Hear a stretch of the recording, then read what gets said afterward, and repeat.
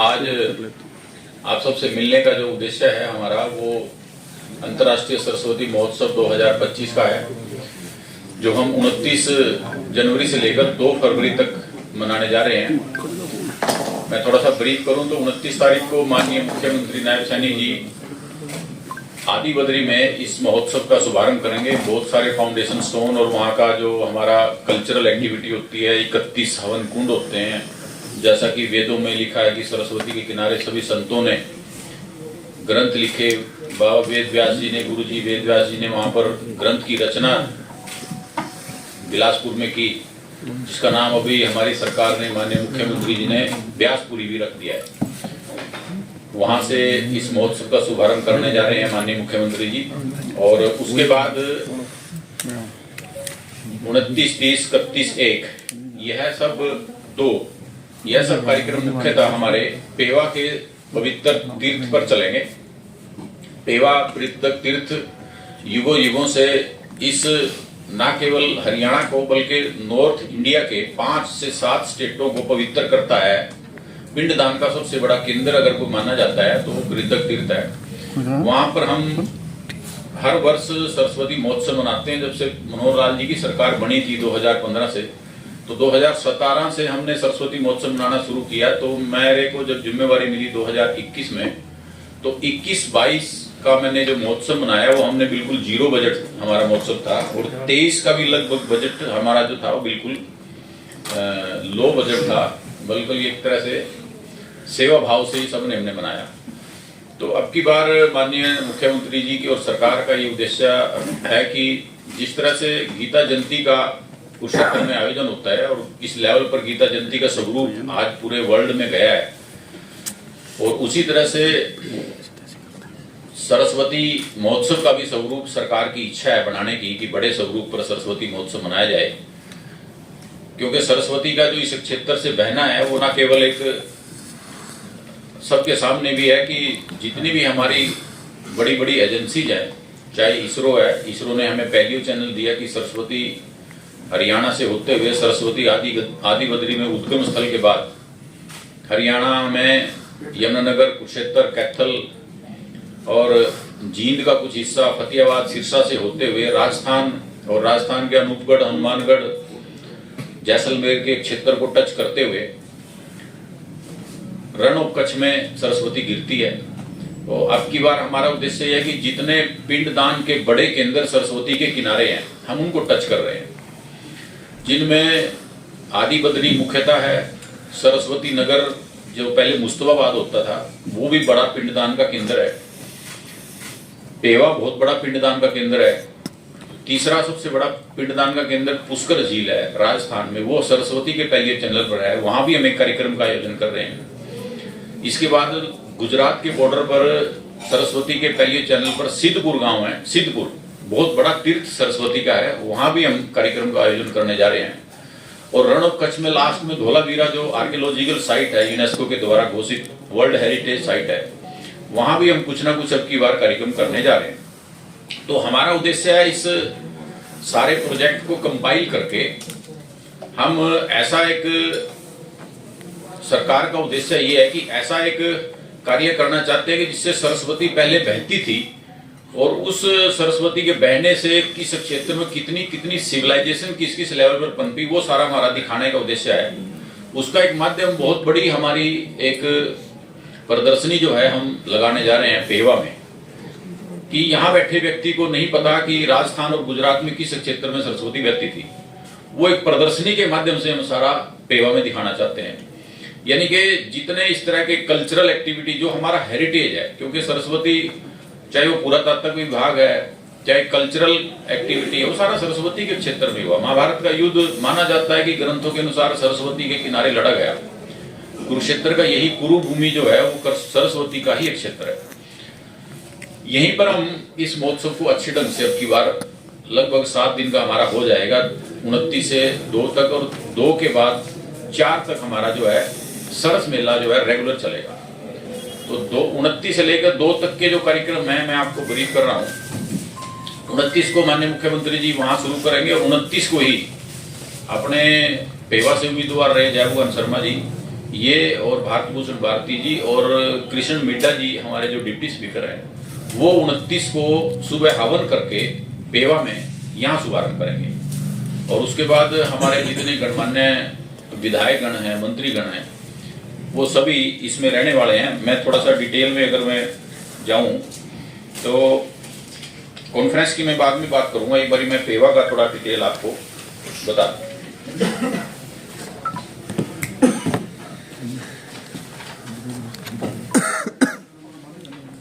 वहां पर हमने अब की बार सरस मेले का और कल्चरल एक्टिविटी जितनी भी है, हमने अपने लोकल कल्चर को बढ़ाने के लिए हमने जितना लोकल कल्चर के हमारे जितने बड़े बड़े कलाकार हैं हरियाणा के, हम उनको प्रमोट कर रहे हैं। उनको प्रमोशन के लिए भी हमने यहाँ पर बुलवाया है। नगाड़ा और बीट पार्टी जो हरियाणा की संस्कृति है, हरियाणा का जो कल्चर है, उसको हम फोक डांस है, जो फोक है हरियाणा का, उसको हम बढ़ाने के लिए एक नया आयाम अब की बार इसमें हम कर रहे हैं।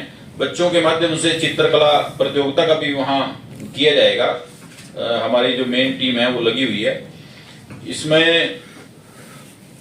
हमने कुछ डिसाइड किया कि 30 तारीख को माननीय स्पीकर जो है हरविंदर कल्याण जी, वो हमारे मुख्य अतिथि रहेंगे वहां पर, और उनके साथ हमारे सांसद जो नवीन जिंदल है वो वहां पर मुख्य अतिथि रहेंगे।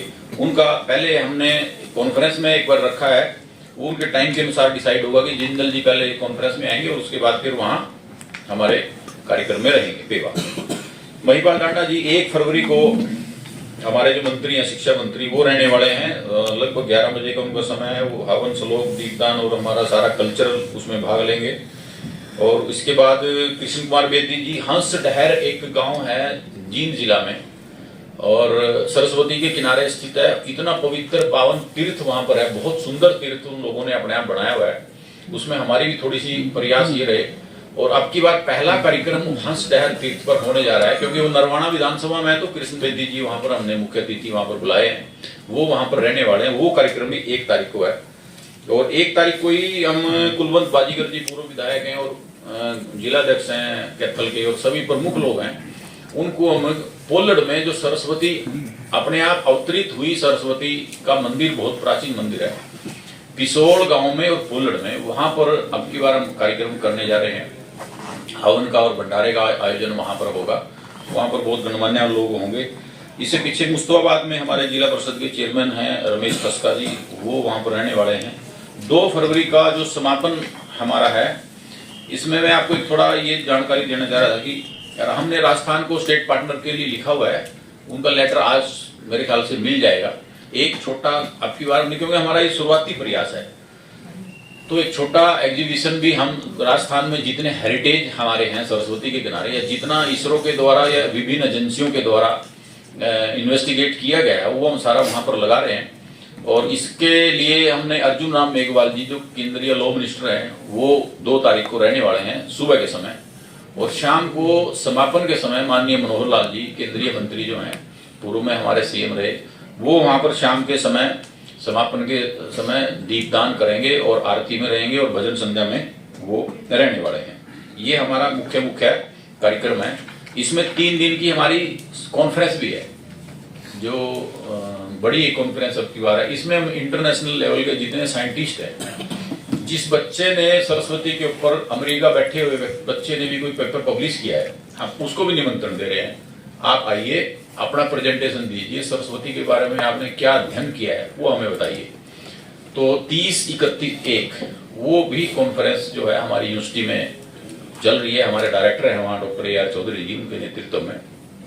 उसमें भी बहुत सारे गणमान्य लोग, हरविंदर कल्याण जी हैं, जगमोहन आनंद जी हैं, कश्यप साहब अपने रामकुमार कश्यप जी MLA हैं, जितने विधायकगण हैं, जितने प्रबुद्ध लोग हैं, हमारे केंद्र से भी काफी प्रबुद्ध लोग आने वाले हैं, और समय समय पर हम आपको अपडेट करते रहेंगे। तो वो उसमें रहने वाले हैं। हमने कल्चर को बढ़ावा देने के लिए अपने 29 तारीख का हमने दिन बांट रहे हैं, आर्ट एंड कल्चर को, यूनिवर्सिटी को, NZCC को। तो विवेक चावला जी जो इसका काम यूनिवर्सिटी का देख रहे हैं, हम एक कुरुक्षेत्र यूनिवर्सिटी की तरफ से एक पैवेलियन वहां पर बनवा रहे हैं सुंदर सा, जिसमें हरियाणा का कल्चर दिखे। औरतें बैठी हैं जो हरियाणा में गांव में टोकरे बनाने का काम है, यानी कि जो ऐसा काम जो देहात से हमारा जुड़ा हुआ है, वो दिखाने के लिए ऐसा हमने वहां पर कुरुक्षेत्र यूनिवर्सिटी डिपार्टमेंट को दिया है। और दिन भर की जो प्रस्तुतियां हैं वो सारी उस दिन हमने 29 तारीख को कुरुक्षेत्र यूनिवर्सिटी को दी गई है। कुरुक्षेत्र यूनिवर्सिटी ही सारा कल्चरल एक्टिविटी उस दिन 29 तारीख को करेगी। 30 तारीख को हमने एनजेडसीसी को दिया है। एनजेडसीसी ने अभी with the condition of the confirmation Kanwar Grewal ji का फाइनल उन्होंने किया है, जो बहुत बड़े पंजाबी सिंगर हैं और सूफी संत भी हैं, सूफी गायक भी हैं। तो सरस्वती के ऊपर उन्होंने भी गीत लिखे हैं, तो उनका भी वो कंफर्म आज शाम तक, दोपहर तक, शाम तक हो जाएगा। तो 30 तारीख का उनको दिया हमने आर्ट एंड एनजेडसीसी को। 31 को हमने अपने आर्ट एंड कल्चर के माध्यम से रमेश जीवन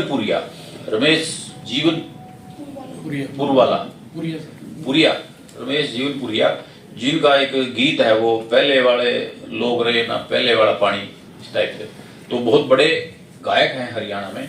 हम ऐसी कल्चर लोगों को बता रहे हैं। फिर हमने 1 तारीख को दिया विधि देसवाल को, जिसने वो गीत गाया था स्कूल में, छोटी बच्ची है मेरे यार सुदामा रे, ऐसे है बहुत फेमस सिंगर लड़की बेटी है हमारी वो।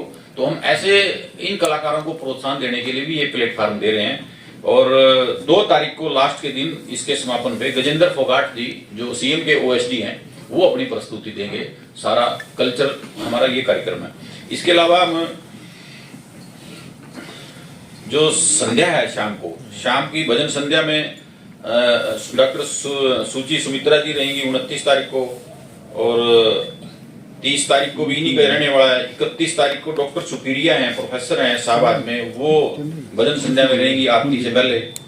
और डॉक्टर स्वरजीत जी रहेंगी 1 तारीख को, और 2 तारीख के पंडित जी हैं अपने पेवा से, वो रहने वाले हैं। ये आरती से पहले एक भजन संध्या का हमने आयोजन रखा है। आरती हम जिस तरह से ब्रह्म सरोवर पे आरती को एस्टेब्लिश करने में बड़ा लंबा समय लगा, उसी तरह से वहां भी हम आरती को ऐसे एस्टेब्लिश करना चाह रहे हैं। तो अब की बार हम नया प्लेटफॉर्म हमने बनाया है, वहां पर हम आरती शुरू करेंगे, वहीं पर ये भजन संध्या होगी। और सरस मेले के साथ साथ हर रोज शाम को समापन जो है वो आरती के साथ होगा। जो भी हमारे वशिष्ठ अतिथि आएंगे वो आरती में शामिल होकर ही उस दिन का समापन करेंगे। फिर अगले दिन का कार्यक्रम आगे चलेगा। तो मोटा मोटा मैंने ये आपके सामने रखा है। इसमें जो आपने पूछना है, आप बात करनी है, वो आप इसके ऊपर बात कर सकते हैं। मनोहर लाल जी का किस दिन रहेगा? और 2 तारीख को शाम को समापन पे दीपदान वो करेंगे और समापन करेंगे। अंतर्राष्ट्रीय स्तर पे मनाने की आपकी बार बात की है, तो अंतर्राष्ट्रीय क्या कार्यक्रम कुछ? अंतर्राष्ट्रीय जितने हमारे साइंटिस्ट हैं जिन्होंने सरस्वती के ऊपर शोध किया, मिशेल डिनेनियो, कभी नाम अगर सुना हो, मिशेल डिनेनियो वो व्यक्ति हैं जिन्होंने आज से 30 साल पहले कहा था कि सरस्वती हरियाणा की इस क्षेत्र से बहती है। उन्होंने अपनी बुक भी लिखी। यानी कि जो लेफ्टिस्ट राइटर्स कभी डिनाई करते थे कि सरस्वती का क्षेत्र ये नहीं है, उसको उन्होंने झुटलाया। और ऐसे उसके बाद कम से कम विल फाउंडेशन करके एक इंटरनेशनल एजेंसी है, उसमें भी बड़े पेपर छपे सरस्वती के पक्ष में। ऐसे 10 से 12 साइंटिस्ट जो पूरे वर्ल्ड में फैले हुए हैं, हमने उनको निमंत्रण दिया है। ऑलमोस्ट वो हमारे साथ ऑनलाइन भी जुड़ेंगे, उनमें से कुछ आने वाले भी हैं। वो कंफर्मेशन आज या कल में आ जाएगी। जी, आप सरस्वती हेरिटेज बोर्ड के वाइस चेयरमैन हैं। अगर आप झांसा रोड पर सरस्वती की हालत को देखें, शायद आंखों में आंसू आ गए। वो मेरे विषय में आ गया था, वो मेरे ध्यान विषय में आ गया था, क्योंकि ये जो मामला है ये म्युनिसिपल कमेटी से जुड़ा हुआ है। आप जो उन लोगों ने मेरे को लेटर दिया वो मैंने म्युनिसिपल कमेटी फॉरवर्ड कर दिया, और मैंने ईओ से स्वयं भी बात की है कि इसमें संज्ञान लें। कोई व्यक्ति अगर किसी सरकारी या किसी ऐसी जगह को खराब कर रहा है तो उसकी जिम्मेवारी भी तय होनी चाहिए। इसके लिए मैंने म्युनिसिपल कमेटी को कहा। पेवा के एमएलए कह रहे हैं कि सरस्वती अंतर्राष्ट्रीय जो मना रहे हैं, महोत्सव इसके मनाने की कोई जरूरत नहीं है क्योंकि सरस्वती की प्रॉपर सफाई नहीं हुई। क्या कहें? मनदीप चट्ठा जी पेवा के जो एमएलए हैं, मेरे मित्र हैं। 20 साल हमने इकट्ठे प्रैक्टिस की है कोर्ट में। मैंने उनको व्यक्तिगत तौर से निमंत्रण भी दिया है और चिट्ठी भी हम उनको भेज रहे हैं। तो थोड़ा विपक्ष में रहते हुए व्यक्ति कई बार मजबूरी भी होती है आवाज उठाना, लेकिन मैं पूरी बात उनकी बता दूं तो जहां तक सफाई की बात है, हर प्रदेश में नदी और नालों की जो सफाई है वो इरिगेशन डिपार्टमेंट करता है, सरस्वती बोर्ड खुद नहीं करता। और इरिगेशन डिपार्टमेंट के एससी यहाँ पर विराजमान है। उस सीजन में एक बार बरसात से पहले सफाई करते हैं सभी नदी नालों की। लेकिन अब की बार मैंने इनसे आग्रह किया है गवर्नमेंट से मीटिंग में, बल्कि अन्य मुख्यमंत्री जी की उपस्थिति में, कि आप सभी नदी नालों की सफाई साल में एक बार करते हैं बिफोर सीजन, रेनी सीजन। मैंने इनसे निवेदन किया है कि आप सरस्वती की सफाई साल में 2 बार करें, एक महोत्सव से पहले, एक आप सीजन में करें। जब भी कोई बड़ा आयोजन होता है तो 2 समस्या मेन होती है, ट्रैफिक की और स्वच्छता की। प्रदेश सरकार स्वच्छता की बात कर रही है, सीएम साहब ने यहीं से शुरुआत की थी, शैथिली मकबरे से। तो जिस प्रकार महाकुंभ में अभियान चलाया गया है कि एक थैली, एक थाली और एक थैला, ऐसे क्या कोई अभियान चलाया जाएगा जिससे स्वच्छता बरकरार रहे और ट्रैफिक? बिल्कुल डॉक्टर साहब, सही आपका सवाल है। जितनी संस्थाएं पेवा की हैं, दादा भी जाके आए अभी परसों, और आज भी 2 बजे हमने मीटिंग बुला रखी है। हमने खुद स्वच्छता के लिए सारी टीमें हमने बनाई हुई हैं। हमारे मंडल प्रधान है प्रिंस मंगला जी, रामदारी जी, रघुविंदर जी, सारी जो टीम है, एसडीएम साहब हमारे अमन जी यहाँ बैठे हैं, खुद लगे हुए हैं। यानी कि पूरा सफाई का जो काम है अपनी तरफ से, बीडीओ ऑफिस के माध्यम से भी, संस्थाओं के माध्यम से सबका सहयोग मिल रहा है। अब देखिए सार्वजनिक काम है, लगना तो सबको पड़ेगा, कोई एक व्यक्ति या कोई एक एजेंसी नहीं कर सकती। पॉलिथीन फ्री होगा सर सरस्वती महोत्सव? है जी, पॉलिथीन फ्री होगा, प्लास्टिक फ्री होगा? देखिए मैं अभी दुकानदार से पूछ रहा था, भाई वो पॉलिथीन मुझे दे रहे थे, मैंने कहा क्यों देते हो? बोले जी हमारी मजबूरी है, हम भी देने के लिए। तो मैंने कहा आप इसको कम करिए। तो हमने पेवा में ही पूछा, तो कोशिश है कि हम कोशिश करेंगे कि ऐसे बैग को इस्तेमाल करें जो पॉलिथीन ना हो जाए। जिन संस्थाओं के साथ टाई अप किया गया तभी रुकवाओ ना सर, जिन संस्थाओं के साथ टाई अप किया गया है ना, हमारे कुरुक्षेत्र में बहुत सी संस्थाएं गीता जयंती पे इको फ्रेंडली बैग बांटती है फ्री में। जिन संस्थाओं के साथ वहाँ टाई अप किया गया, पेवा में रोटरी क्लब है, लायंस क्लब है, तो ये बांट सकते हैं। बहुत अच्छा, ये आपने नोट कर लिया, आपको सुझाव बहुत अच्छा सुझाव। इस प्रकार अंतर्राष्ट्रीय गीता जयंती महोत्सव जब आयोजन होता है तो पूरे प्रदेश भर में बसों के ऊपर एक स्टिकर लगते हैं ताकि प्रदेश भर के लोग अधिक से अधिक भाग ले सके इस आयोजन में। शायद यही वजह है कि आंकड़ा 50 लाख तक पहुंच गया है। तो पेवा में पहली बार अंतर्राष्ट्रीय सरस्वती महोत्सव मनाया जा रहा है, प्रदेश के लोग ज्यादा से ज्यादा पहुंचे, उसके लिए प्रचार क्या किया जा रहा है? देखिए ये बसों वाला इसमें आपका है, हमारे डीपीआर को लिख दिया है, और मुझे लगता है कि उनका जो डीपीआर स्टेट के हैं, उन्होंने कहा कि हम जल्दी इसके ऊपर, आज मेरे ख्याल से लगने शुरू। वैसे होर्डिंग जो है वो आज लग चुके हैं, मेरे ख्याल से लग चुके हैं ना, काफी सारे होर्डिंग लग चुके हैं, दूर कैथल तक, उधर अम्बाड़ा तक, ऐसे कुरुक्षेत्र तक। तो ये बसों वाला भी आज हम कर लेते हैं। एक पीपड़ी में प्रपोजल सरस्वती प्रोजेक्ट की, आप मौके पर जाकर देखें, दादा काम चल रहा है वहाँ। 3 करोड़ के फर्स्ट फेज में काम चले हुए हैं, और वो उनका कहना ये है कि लगभग मार्च तक वो काम कंप्लीट कर देंगे। बहुत सुंदर वहां पर हम एक सरस्वती वाटिका बनाने जा रहे हैं। जीटी रोड से कोशिश है कि 10,000 व्हीकल डेली गुजरता है सरस्वती के ऊपर से। हम पहले फर्स्ट फेज में 100 का टारगेट रखेंगे कि 100 व्हीकल भी अगर हम वहां पर डेली रोक गए तो उसमें हम कोशिश कर रहे हैं कि वहाँ एक कैफेटेरिया वहाँ पर डेवलप करें, एक म्यूजियम भी वहाँ बनाएं, एक मंदिर भी वहाँ बनाएं। हमारे पास थोड़ी सी जगह की टाइट थी, बल्कि मैंने पंडित जी से किया था, मैंने कहा वो अगर जगह का थोड़ा कुछ व्यवस्था हो जाए तो उसके बारे में भी हमारी बातचीत चल रही है, ताकि एक अच्छा वहां पर, क्योंकि वो एक ऐसी जगह है जो युगों युगों से, अगर आप अलेक्जेंडर कनिंघम की किताब अगर देखेंगे उसमें भी लिखा मिलेगा कि पीपड़ी के पास रंतुक्ष यक्ष विराजमान है पुल के पास। जब महाभारत का युद्ध हुआ तो महाभारत के युद्ध में श्री कृष्ण जी ने 4 रंतुक्ष यक्ष स्थापित किए, उसमें से एक पीपड़ी है सरस्वती के किनारे। ये उसमें लिखा हुआ है सभी किताबों में।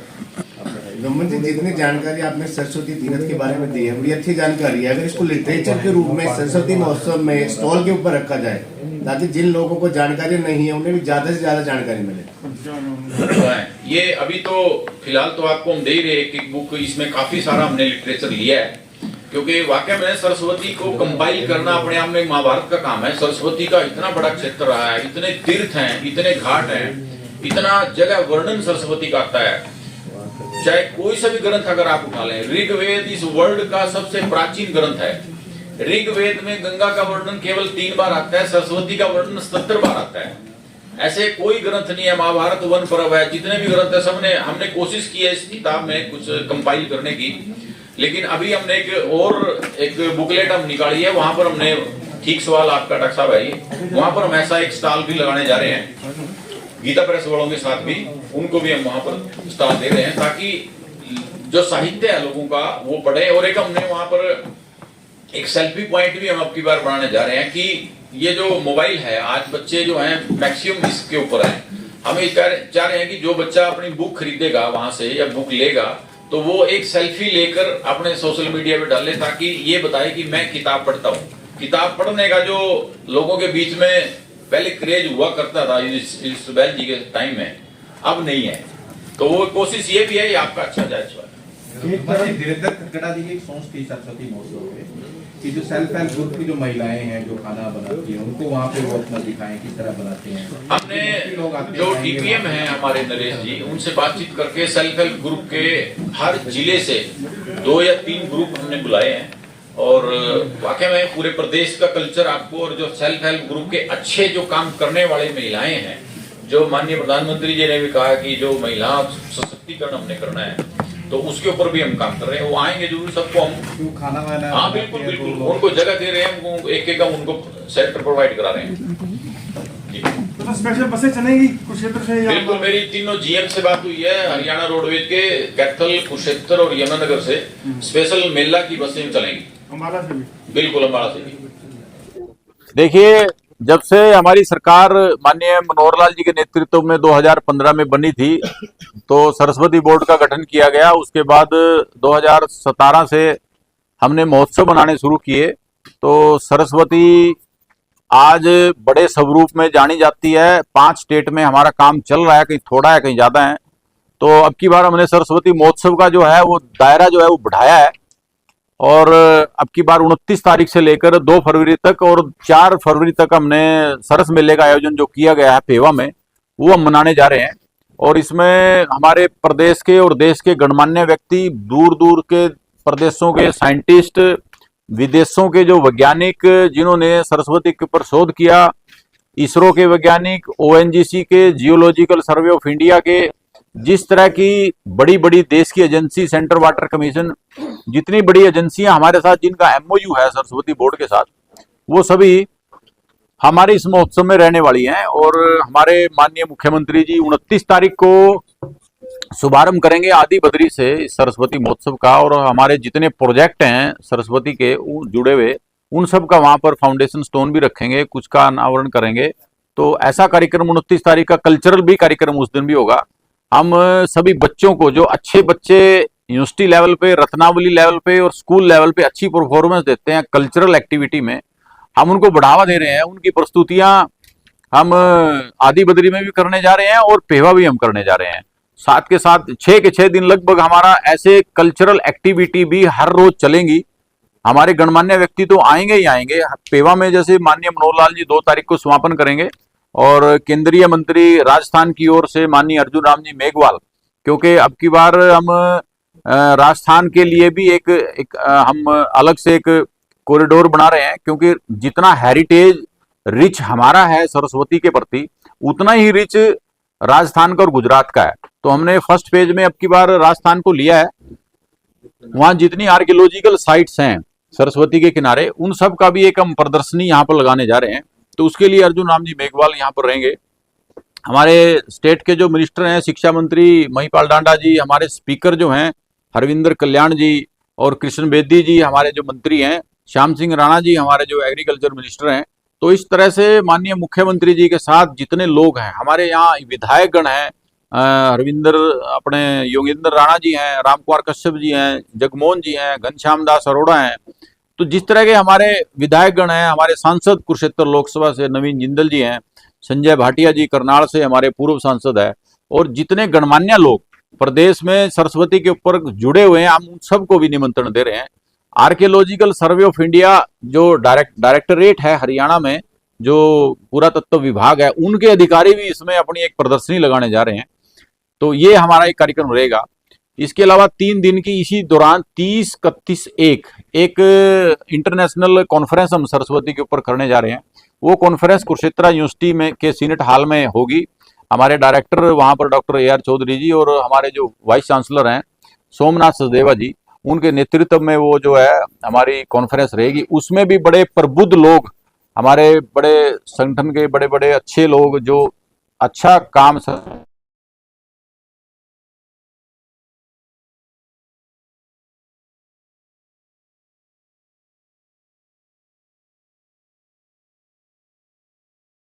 लाया जाएगा त्रिवेणी संगम। 62 नदियों का हम, क्योंकि महाकुंभ का ये समय है, और महाकुंभ में तीसरी नदी जो है गंगा और यमुना के साथ मां सरस्वती है। सरस्वती की एक शाखा वहां पर जाती है, क्योंकि मैं थोड़ा उसके बारे में, मेरे एक साथी ने मुझसे पूछा था कि क्या सरस्वती भी महाकुंभ में बहती है। बिल्कुल, सरस्वती का जो कुछ घटनाएं टेक्टोनिक ऐसी हुई जो साइंटिफिक बात है, मैं साइंटिफिक बात करता हूं, जो इसरो और जियोलॉजिकल सर्वे ऑफ इंडिया ने हमारे को पूरा पेपर पब्लिश करके भी दिया है। तो उनका कहना यह है कि एक कुछ समय 5 से 7 हजार वर्ष पूर्व कुछ ऐसी टेक्टोनिक घटनाएं हुई जिसकी वजह से जब ये तीनों नदियां ग्लेशियर से निकलती थी तो उस ग्लेशियर में टेक्टोनिक घटना से, यानी कि भूगर्भीय घटना से, वो जो सरस्वती का क्षेत्र सा ऊपर उठ गया और गंगा और यमुना का क्षेत्र नीचे रह गया। तो जो सरस्वती का जो पानी था वो गंगा और यमुना की तरफ डाइवर्ट हुआ, ऐसा साइंटिस्ट भी बोलते हैं और हमारे जो ग्रंथ हैं वो भी ऐसा बोलते हैं। तो एक धारा सरस्वती की वहां पर बहती रही है। आज भी नासा के और इसरो के वैज्ञानिकों ने यह मानना है कि कुंभ में भी और इस क्षेत्र में भी जो हमारा पैलियो चैनल आदि बद्री से लेकर रण ऑफ कस्तक है, यहां भी सरस्वती बहती है। लेकिन हमने इस सरकार के प्रयासों से हरियाणा में सरस्वती को बिलासपुर से लेकर सिरसा O2 हेड तक विभिन्न नदियों के साथ मेलजोल करके हमने 400 किलोमीटर में अब तक पानी हमने चलाया है। 2022 में हमारा ये प्रयोग था। हमने इसके साथ जितनी नदियां साथ साथ में पड़ती है, चाहे वो चौतंग है जो हमेशा फ्लड मचाती थी, उसका पानी हमने सरस्वती में लिया, सावाद फीडर का हमने पानी सरस्वती में लिया, टांगरी का पानी हमने सरस्वती में लिया, बेंठन नाला का पानी हमने सरस्वती में लिया। हालांकि ये नुकसान भी करते हैं, लेकिन सरस्वती की जो कंटूरिंग है वो इतनी जबरदस्त है कि पानी कहीं का भी आएगा सरस्वती के माध्यम से ही। तो हमने सारी नदियों को जोड़कर गग्गर के साथ मिलकर, मारकंडा के साथ मिलकर सिरसा O2 हेड तक 400 किलोमीटर में हम पानी इसका चला रहे हैं। तो ऐसा प्रोजेक्ट हमारा ये बड़ा है और ये हमारा प्रोजेक्ट चल रहा है। 62 नदियों का जलाभिषेक कौन से दिन रखा गया है? 62 नदियों का हमने जो जल मंगाया है, हम 29 तारीख को माननीय मुख्यमंत्री जी से, जो हमारा घाट है आदि बद्री में, बहुत पवित्र घाट है, वहां हम उनसे उस जल का प्रवाह करेंगे। और 2 तारीख को माननीय मनोहर लाल जी से पेवा के तीर्थ में प्रवाह करेंगे।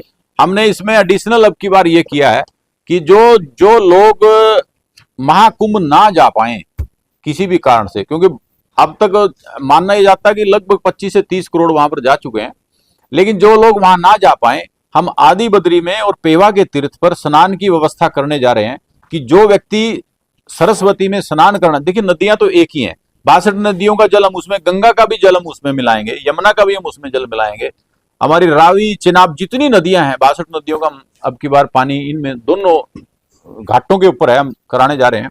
जिसने भी स्नान करना है हम उनका स्वागत करेंगे और वहां पर घाट हम तैयार कर रहे हैं। अब की बार महाआरती की जाएगी? बिल्कुल, अब की बार जैसे ब्रह्म सरोवर पर महाआरती होती है, ये आइडिया मैं जब मनोहर लाल जी 2014 में हम चुनाव में गए थे माननीय मोदी जी के बनारस में, तो वहां की आरती जब हमने देखी तो वहां से ये आइडिया हम लेकर आए थे। तो इसको हमने ब्रह्म सरोवर पर फलीभूत किया और यहाँ पर आज आप आरती का स्वरूप देखेंगे। हालांकि शुरू में आरती बहुत मुश्किल से एस्टेब्लिश होने में कुछ चीजें लगती हैं, लेकिन टूरिज्म के एंगल से भी और धार्मिक एंगल से भी अगर आप देखेंगे तो आरती का स्वरूप आज बहुत बड़ा है। इसी लेवल पर हम पेवा में, क्योंकि पेवा में और भी ज्यादा महत्व बढ़ जाता है आरती का, क्योंकि पेवा में जो पिंडदान करने के लिए श्रद्धालु आते हैं वो 5 स्टेट के आते हैं, एक स्टेट के नहीं आते। हरियाणा, राजस्थान, पंजाब, हिमाचल, उत्तराखंड, इवन के दिल्ली, यूपी तक के भी लोग यहाँ पर पिंडदान के लिए आते हैं।